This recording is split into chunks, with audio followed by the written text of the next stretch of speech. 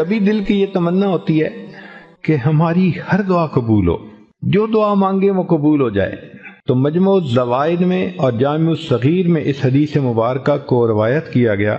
عبادہ ابن صامت اللہ عنہ فرماتے ہیں کہ جو شخص 27 مرتبہ یہ دعا پڑھے، اللہم اغفر لی وللمؤمنین والمؤمنات والمسلمین والمسلمات، تو ایک روایت میں ہے کہ جتنے دنیا میں ایمان والے مرد اور عورتیں ہوں گی ان کی تعداد کے برابر اس کو نیکیاں ملیں گی۔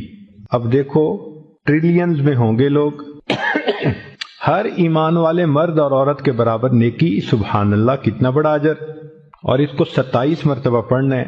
اور دوسری روایت ہے کہ جو شخص اس کو 27 مرتبہ روزانہ پڑھے گا، اللہ تعالیٰ اس کو مستجاب الدعوات لوگوں میں شامل فرمائیں گے، یعنی اللہ تعالیٰ اس کو وہ درجہ دیں گے کہ اس کی دعائیں ضرور قبول ہوں گی اللہ کے ہاں۔ سبحان اللہ۔